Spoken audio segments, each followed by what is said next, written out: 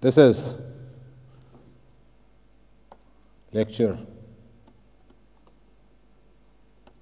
24 of Physics 210A.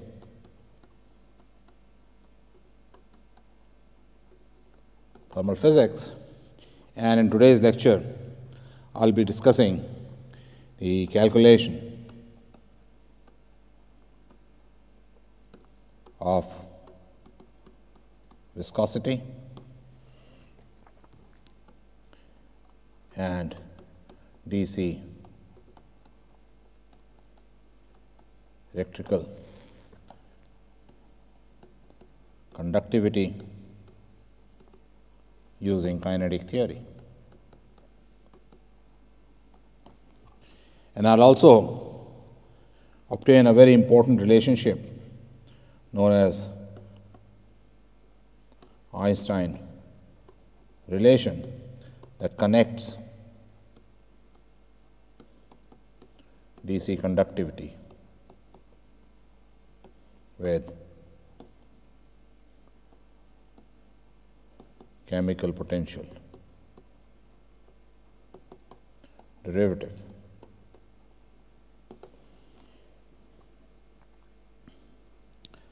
So, recall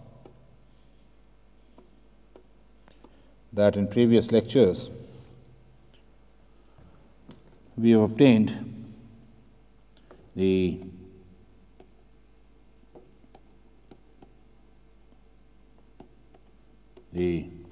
diffusion coefficient and thermal conductivity in previous lectures.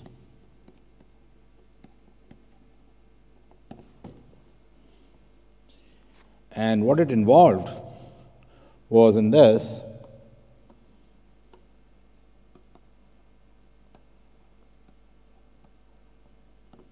either particles or energy was transported across a plane perpendicular to the gradient of N or temperature. And from that, we could calculate the diffusion coefficient when particles were getting transferred, or heat conductivity, thermal conductivity, when heat was getting transferred. So in this lecture, we're going to focus on calculation of viscosity.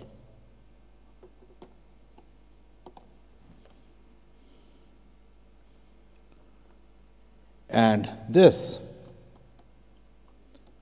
involves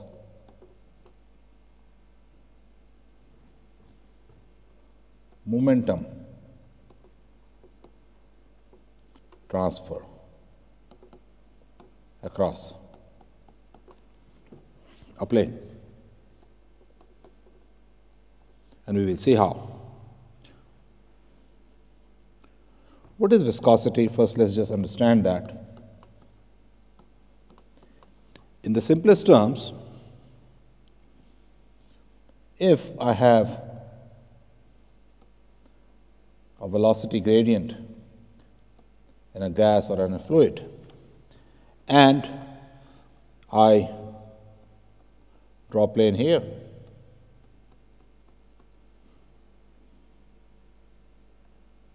so viscosity is nothing but it gives the force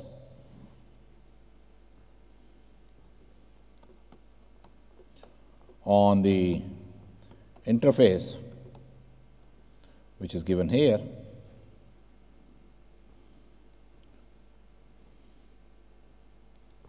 this is arising due to velocity difference above and below the interface. That's what viscosity is. So, to make the picture again, here is this velocity gradient,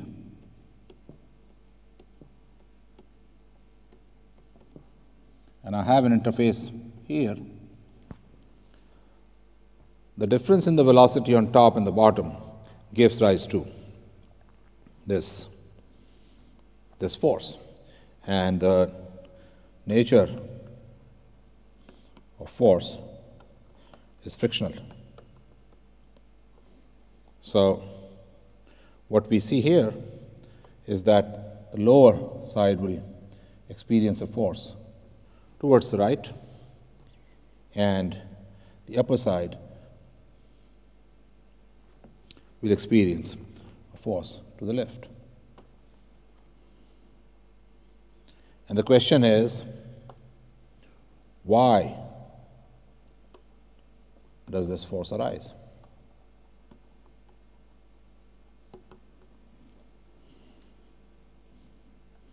We'll assume that Vx, this is in the x direction, is much less than the average speed of molecules or particles in the gas.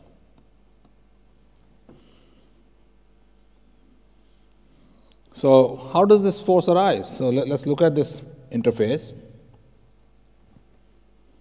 At any point, just like happened in the case of diffusion or thermal conductivity, there are these particles going all around.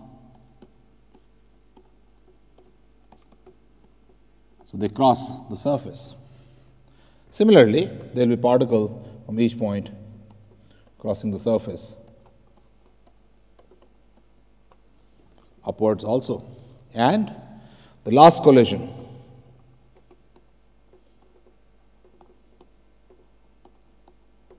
is at a distance L around the point where we are looking at it. Let's say from the surface.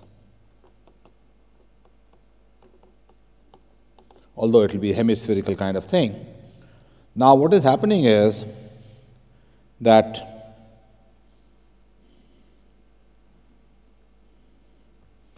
particles that cross from the surface, from the above, the particles coming from above the interface carry larger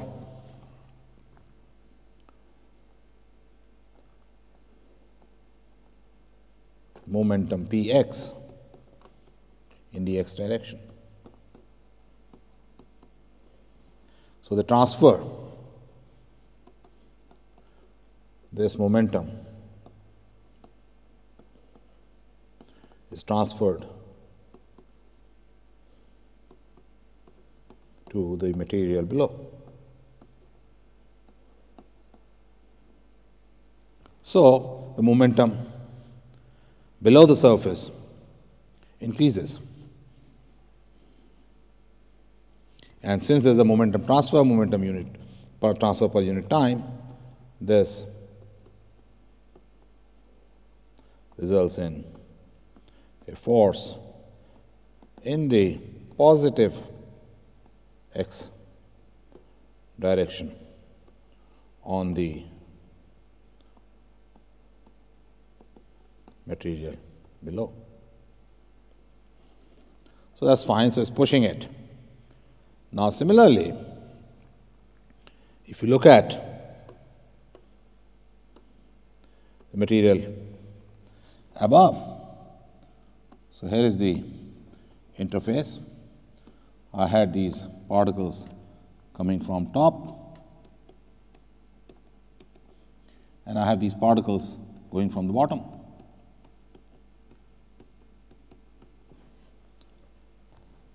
those particles going to above the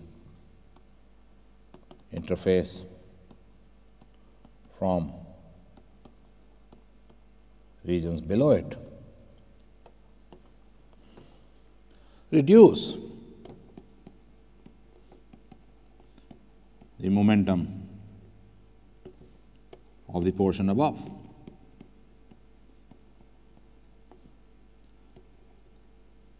Giving rise to a force in the negative x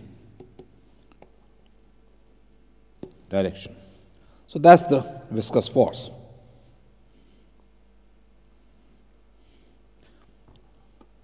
So here is the interface. There is this extra momentum coming in this way, and there is this extra momentum going this way. So the net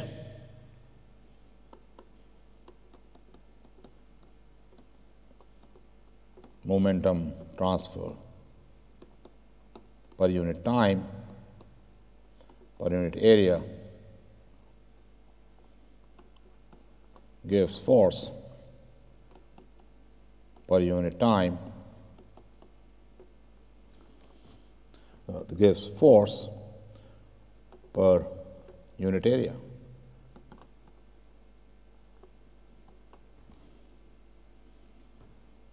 And that is related to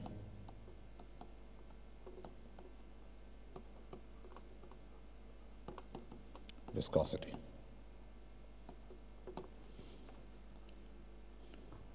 So by calculating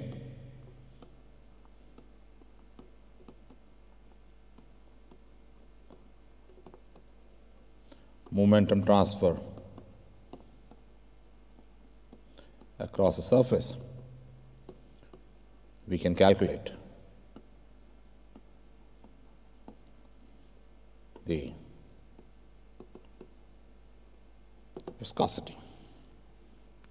And that calculation will be carried out exactly in the same manner as we did for diffusion and thermal conductivity.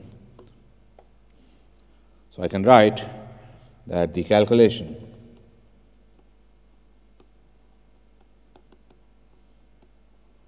will be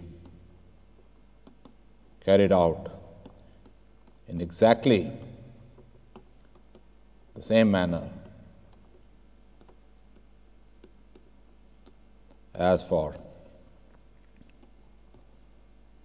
diffusion or thermal conductivity.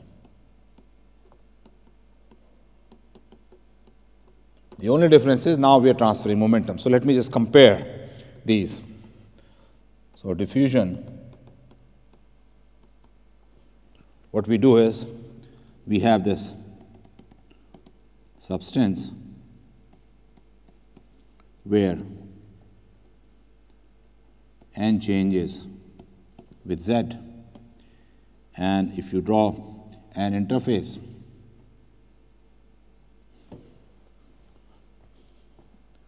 there is flow of particles across this interface. In thermal conductivity,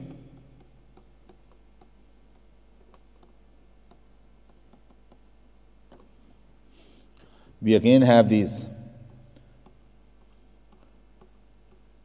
temperature change dt dz, or we can say d ut dz. That is, the energy density changes as you change z. And if you draw an interface, here is energy come this way, net energy coming this way, and this gives rise to thermal conductivity. In the calculation of viscosity,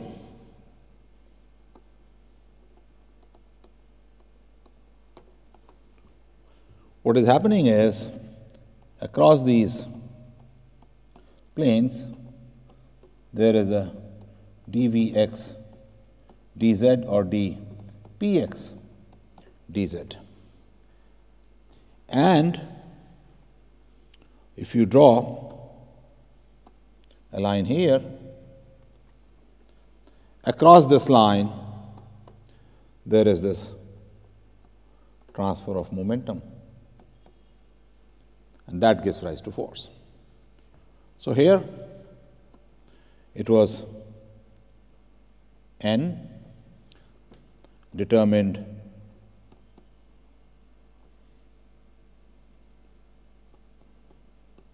particle or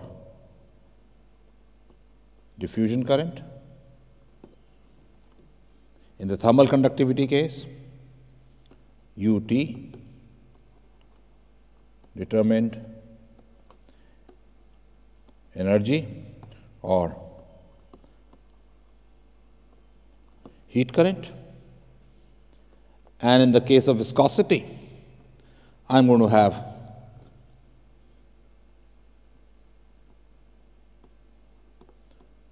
momentum density N M Vx.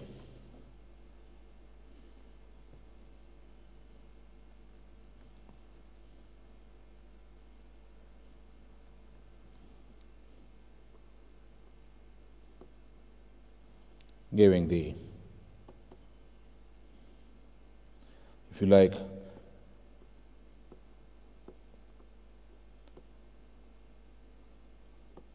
momentum current.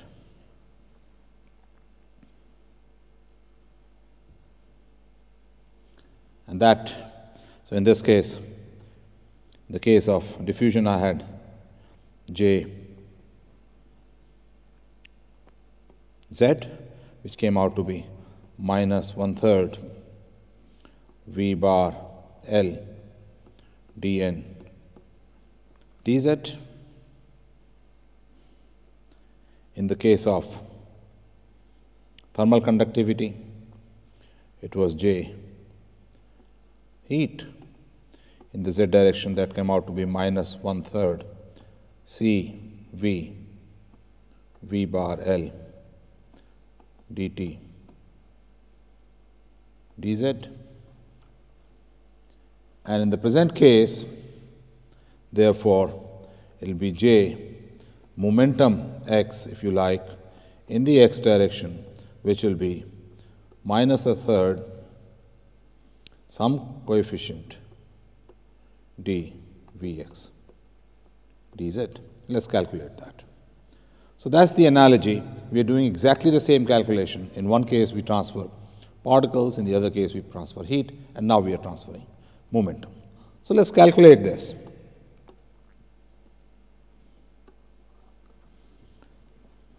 So I have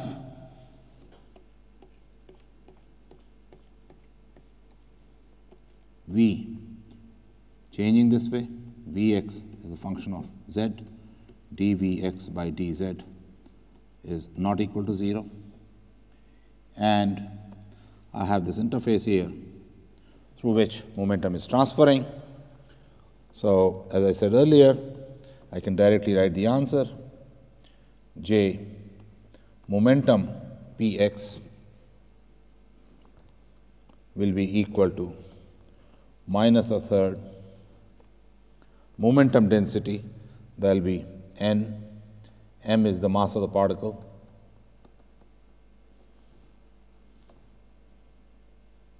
Times V bar L dVx dz.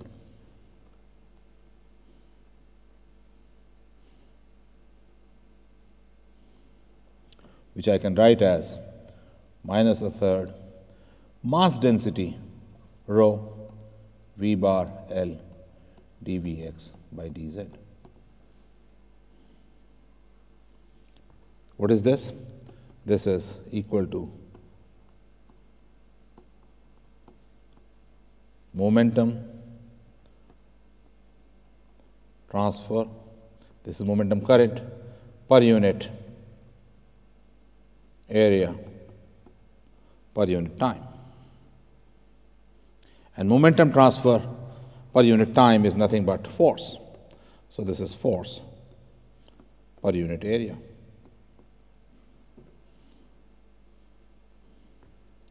By definition, force per unit area due to this gradient is equal to eta dvx by dz. And this immediately tells you there's a minus sign, and this immediately tells you that the viscosity coefficient is nothing but 1/3 the mass density V bar L. And this is also related to D.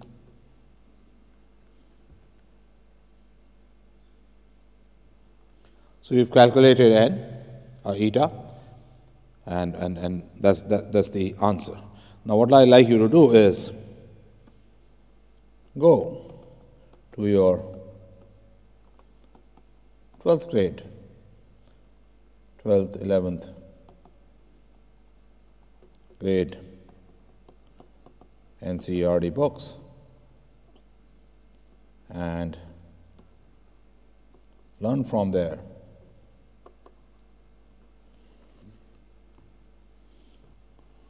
how L depends on T, P, etc.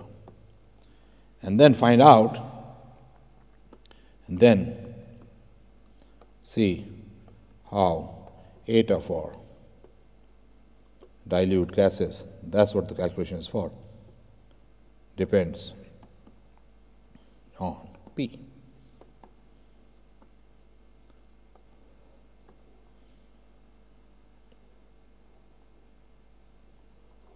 So I'm giving you this homework to go back to your 11, 12 pre-JEE days and learn about things. Okay, so this is where I'm now stopping the discussion on viscosity. Next, I want to consider DC electrical conductivity of ions in a dilute gas. Or you can say this is a dilute solution of ions. You can also say dilute solution of ions where there's only two particle collisions and things like those. So this is something you're familiar with from your 12th grade, where you were taught that the conductivity is nothing but n E square tau over m electrons for electrons in a metal. I want to do it a little more rigorously using the fact that, which I have not proved, but telling you that probability that an ion will have a collision in time dt is dt over tau. And using this, we get the equation of motion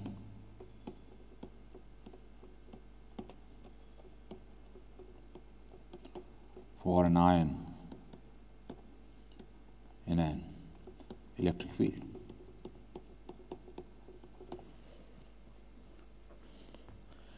Let the charge on the ion be Q, mass of the ion be m,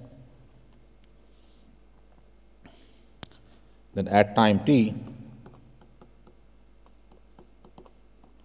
it has momentum Pt in some direction. The force is Q E, therefore, delta P in time delta t is Q E delta t. And now we use the fact that after collision,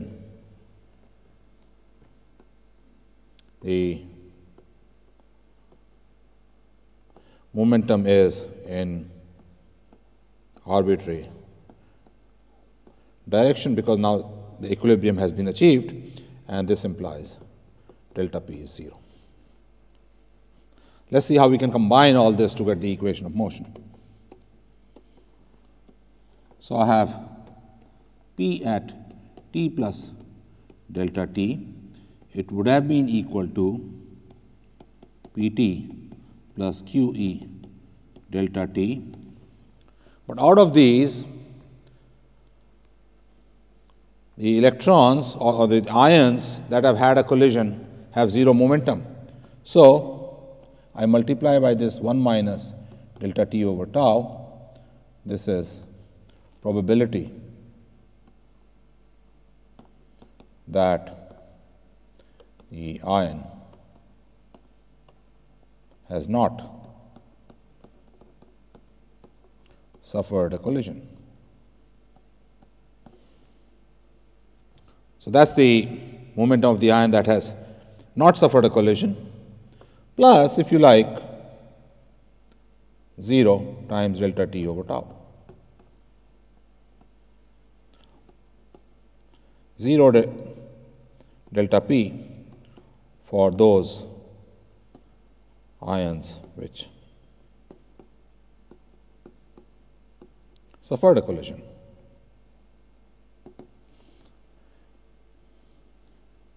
Therefore, what do we get? We get P t plus delta t is equal to Pt minus P delta t over tau plus Qe delta t plus order delta t square. And this gives Pt plus dp dt delta t plus higher order is equal to Pt plus Qe delta t minus P delta t over tau. Pt cancels and divide by delta t, take limit delta t going to 0.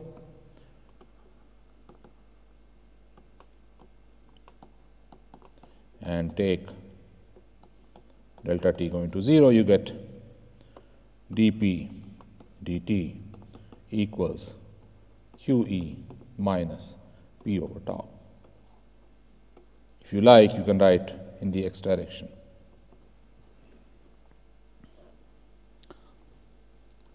So there is a term that accelerates the ion, and there is this term that damps its motion.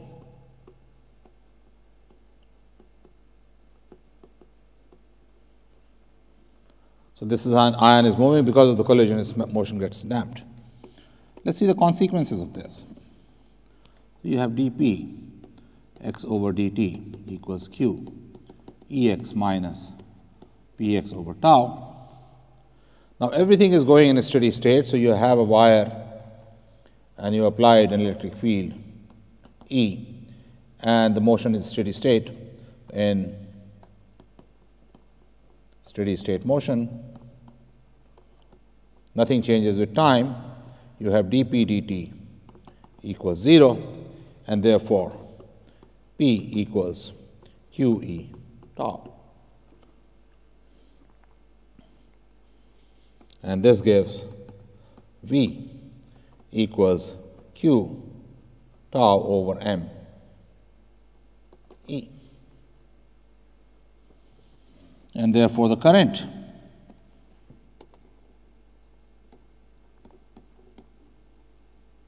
density J, which is going to be Q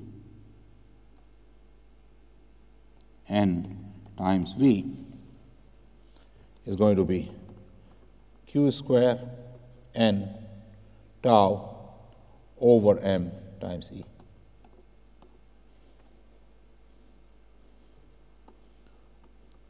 This is the formula you have seen in your 12th, 11th grade. And by definition, this is equal to sigma E. So it gives DC conductivity sigma is Q square n tau over m.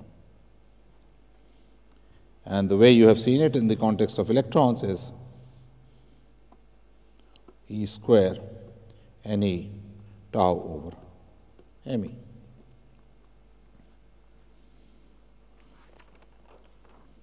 That's the DC conductivity through this collision time approach. Now, this DC conductivity can also be related to the diffusion coefficient through something called the Einstein relation, and that's what I'm going to discuss next.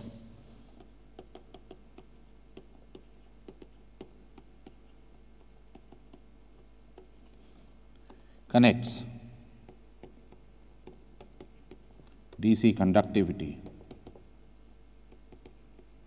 with diffusion coefficient. So imagine this. I have a long wire and I have applied a field here. Therefore, the charged particles will start moving this way. After some time, I'll have charge accumulation on this side. Then it goes down and there will be less charge on this side. Let's say the density on this side is N1x and on this side is N2x. N2x greater than N1x. So the current J, electric due to field, is going to be sigma E. But since N2 is greater than N1, there will be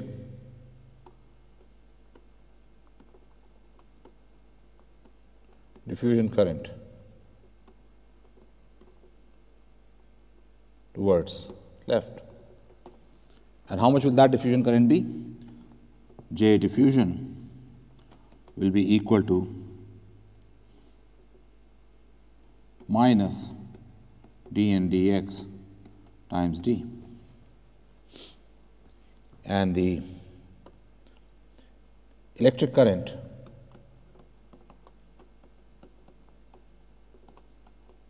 due to diffusion will be equal to minus dq dN dx. And in steady state,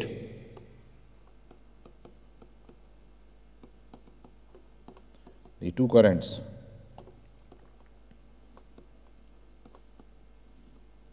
must be equal. So you should have sigma E equals d, I'm only talking about magnitude, q dN dx.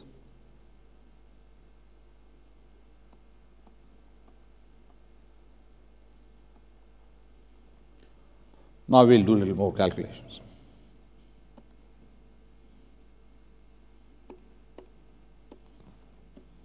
So I have sigma E equals d q dN dx in this box. Magnitude. If you like, I can just put it like this. Now, as n is different, mu, which is a function of p and t,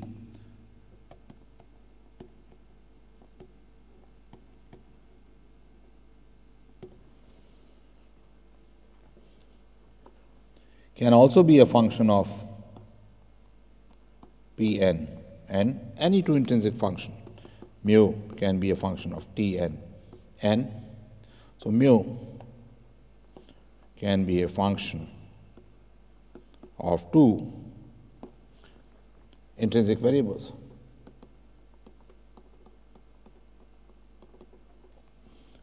Note,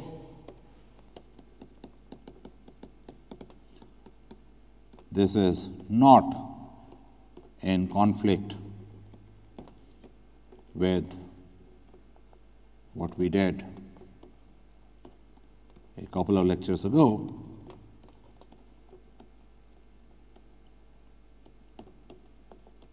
when we said that mu could be a function p, t, and total number of particles, and then we cut this off. So it is a function of any two intrinsic variables. It's an intensive of any two intensive variables. I should write intensive. But not function of total number of particles. And n, the density, is an intensive variable. So now we are going to write dn by dx. Therefore,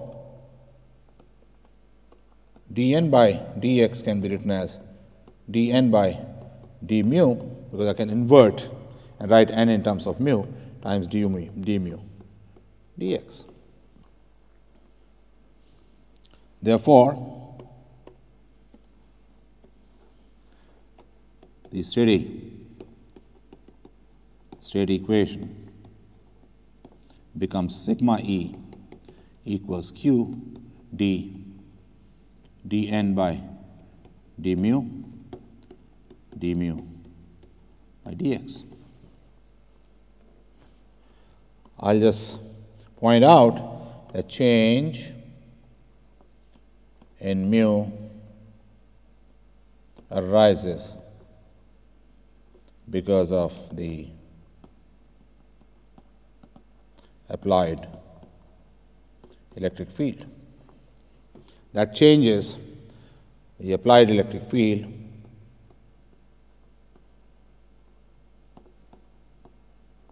changes the energy of particles. If T is constant, the only thing that is varying is this energy, and that changes mu. And now I'm going to write d mu dx magnitude is equal to the electric field, and ask you to argue this.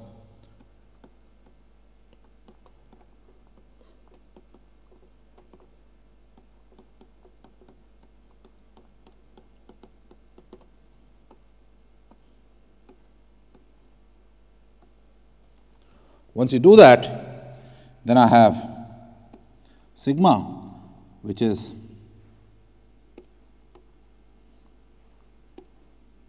q square n tau over m times E is equal to q d dn by d mu E. Or I can also write this as sigma E. E cancels.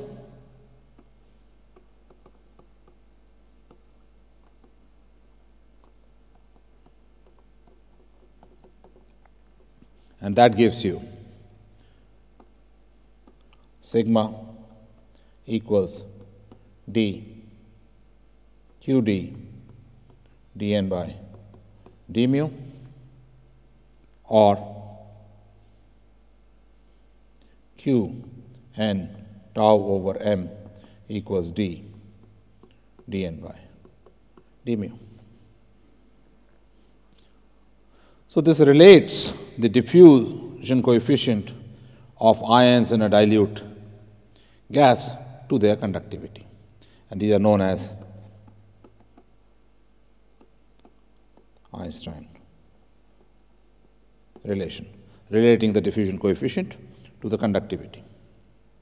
So with this, let me conclude this lecture.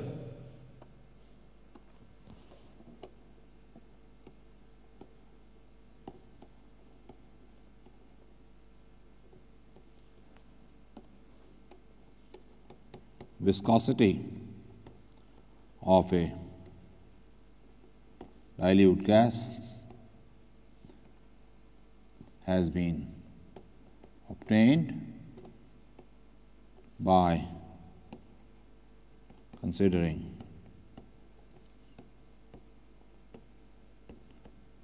momentum transfer across an interface to DC electrical conductivity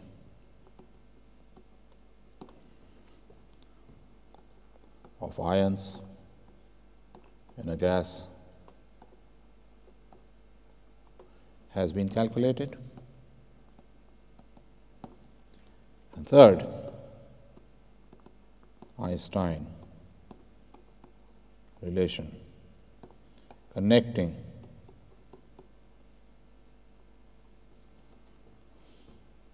sigma and D has been obtained.